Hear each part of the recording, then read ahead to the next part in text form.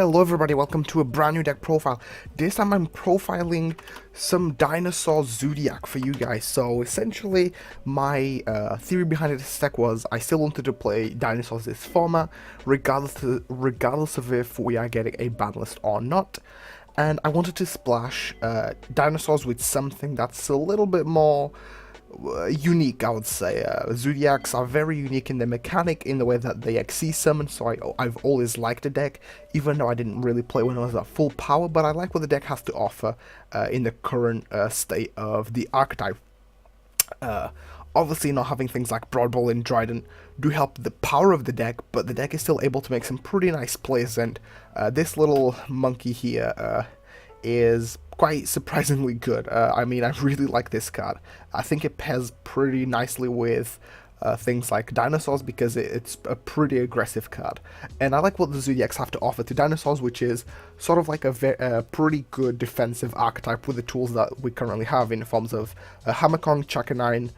Those guys are pretty good defensively. We also have Ram, which is a pretty nice floater, and Whiptail can be some good removal. So yeah. Most of the list is about what you could call a pretty standard Dino ratio, so if we'll have a look at the main deck, I'm playing 2 Ultimate Conductor Tyranno, 1 Dogoran because Masterpiece, 2 Quatless, 1 Giant Rex, 1 Miscellaneousaurus, 3 Oviraptor. So I feel like the ratios of dinosaurs up here are pretty standard. And then I'm also playing 3 Baby Ceratosaurus, 1 Petit Pteranodon, and 1 Dracaiolo. I'm playing 4 versions of babies because Barrage popping one of the Baby Ceratosaurus is a pretty nice combo. Being able to special summon out a Thoroughblade and then a Soul Eating Oviraptor can give you some huge pluses, gives you lots of card advantages, and it can help you set up some pretty nice plays. Just having a drink of water, you know, gotta make sure our throat doesn't die out. Yeah, I really like that, and it fills up your graveyard in a way that's pretty good, since the current ZOODIAC lineup requires you to have some graveyard setup. Then I'm also playing some consistency cards like Barrage and Fossil Dig. These basically keep up our consistency. I was playing Tanky at one point, but I feel like Tanky was robbing me spaces like, Tanky is good, but it doesn't necessarily do anything. It gives me a ZOODIAC search, but because the deck has to rely on either starting a play with Oviraptor or starting a play with the ZOODIAC, the Tanky was a little bit overkill, I would say. It was good to search out things like Whiptail, if you already had like a ZOODIAC starter play, or some good Thoroughblade fodder, but I feel like you don't really need to play the deck, although that's your own opinion, so you can try it out if you want to. I would say if you want to play Tankies, you should cut out a copy of Twin Twisters, or actually no, I would say cut out an Upside Goblin, cut out Dogoran, and cut out Petit Pteranodon, and play 3 copies of Tanky. That's my 2 cents on Tanky ratios and stuff. So yeah, playing the 2 Dogoran. Okay, there's a standard dinosaur lineup. And then for the ZOODIACs, I'm playing 3 Thoroughblade, 2 Whiptail, 2 Ram, and 1 Rapier. The reason why I'm playing this specific ratio is because Thoroughblade is the best current main deck ZOODIAC. Whiptail is, I would say, the most versatile because he is able to banish monsters that our ZOODIACs battle with, but also he's able to attach himself from the hand or field to a ZOODIAC monster, so you can get some pretty good damage with Whiptail. Once you've cleared out the field with Ultimate Conductor Tyranno, you can like attack with Whiptail and then use the Whiptail's effect to attach himself to something else and make him make that ZOODIAC monster a lot stronger. Ram is pretty good. I would say turns, so like on your second turn, if you're going first or second, regardless, because she requires some setup, but she can do some nice combos with Ultimate Conductor Tyranno, which is the reason why Tanky might not be a bad option to play in the main deck, since you can always like pop Ram with Ultimate Conductor Tyranno and then revive back a ZOODIAC from the graveyard due to Ram's effect, and also doing a Book of Moon on your opponent's monsters. So that plays pretty good. But also, I quite like the current ZOODIAC ratios because they all have their usefulness, but Thoroughblade is ultimately the best one. I'm playing 2 Double Evolution Pills because this is by far the best ratio, I would personally say, in a 40 version, in a 40 card version of a dinosaur list. Since 3 can be a little bit cloggy. I mean, the card is pretty searchable off Quatless, and you can get Quatless in the grave through Overraptor, and you can get access through Overraptor with Fossil Dig. So, yeah, in that regard, this card is, this card is really accessible. So you only generally need 2. And most of the times you're going to be using this for either bringing out a Quatless turn 1, or bringing out a Tyranno turn 2 if you don't have 2 dinosaurs in the hand and Conductor Tyranno in the hand. 2 dinos in grave and Tyranno in hand, so that's why this card is pretty good at 2. And then the other times you're going to be summoning Quatless through its own effect, because I wouldn't really say you can run out of dinosaurs quickly, but a Miscellaneosaurus in the graveyard that banishes 4 plus Overraptor, along with 1 pill, is enough to make your Quatless live. And Quatless here can give you some huge value when you were able to recycle things like Tyranno and Soul Eating Overraptor, allowing you to play a really strong grind game. So yeah, Fossil Dig, this card is stupid. It's basically Rotor for dinosaurs that's not limited, and I think that's pretty I would say inconsistent. A very Konami thing to do. It's like, okay, so you're gonna hit Rotor, but you're not gonna hit dinosaurs. I mean, warriors are one of the most diverse and common archetypes, but dinosaurs are just as strong, and I don't really get why this card is at 3 but Rotor is at 1. But yeah, that's just my 2 cents on the thing. Maybe I'm wrong. I'm playing Upstart to just increase our deck consistency a little bit, since I'm playing a 39 card deck, since Upstart doesn't really count as a card. So yeah, and then I'm playing the One Foolish Burl because this card's actually really versatile in the deck, being able to send a ZOODIAC from your deck to the graveyard to basically start up your ZOODIAC plays, since, like I said, you do require to have the ZOODIAC in the graveyard to trigger things like Tiger Martyr and Chakanine, mostly Chakanine, so yeah. And also, if you can send something useful to the graveyard like a Giant Rex, and you can always banish it off Pill or Tyranno, and then the Giant Rex brings himself back from the graveyard, and then you can overlay him for something cool or make a link play. Basically, whatever you want to. Foolish Burl gets you there. And then I'm playing 3 Designated from the Called by the Grave, even, because this card is really good. The reason why this card is really good is because it's the anti-hand trap. So essentially, if your opponent hand traps you, you can basically slap him in the face with this. And this is a good card for decks that have really important combos. So because, like I said, our Barrage plus any baby dinosaur is a really important combo, we want to make sure that combo resolves, so getting hand trapped can be pretty devastating for us. So definitely you want a main deck Called by the Grave. Then I'm also playing 3 Turn Twisters because, like I said, ZOODIACs need to be in the graveyard, at least 1, and some dinosaurs have some usefulness in the grave. So 2 Twisters is definitely a good, not 2 but 3 Twisters is definitely really good.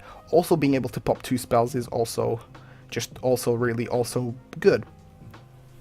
And then playing the 3 Barrage, this card is actually insane. Like, being able to destroy self to special summon a Zoo is already like good enough to play, but the fact that you can destroy things that you might not need, or destroy things that can trigger in the grave, or just like in general, so like the babies, Rams, even like you can like get a Tenki Sitch and then pop a Tenki, which was why I was playing Tenki at first.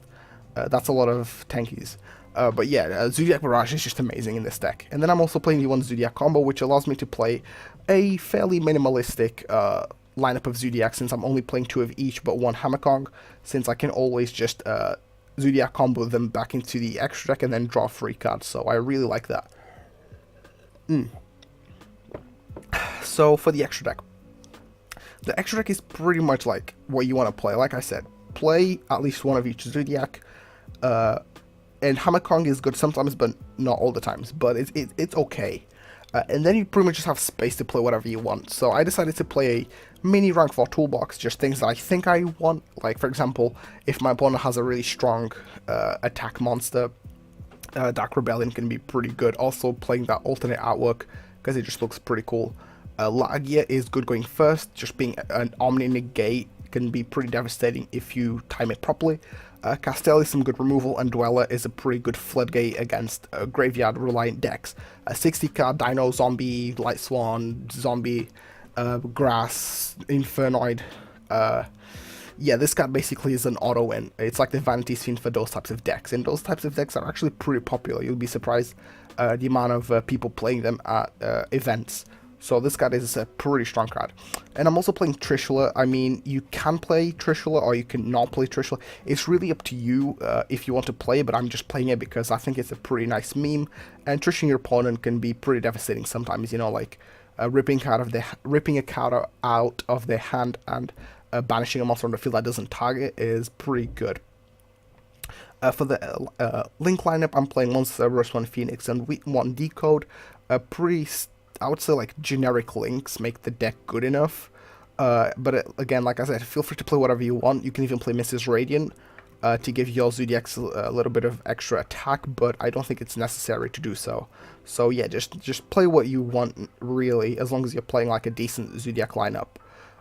Like I said, once more, you can feel free to try out Tenki and see how you like it. If you think it's a card that's worth playing, by all means play it. But if you think it's a card that's just a little bit overkill, then definitely don't play it. Now, for the side deck is just basically a compilation of cards that I put together that can be played in your side deck or main deck, up to you. So starting off with Artifact Clancia, pretty good card against Tricksters and ABCs, decks that are really powerful right now, so I definitely recommend having these aside, as these can be game winning.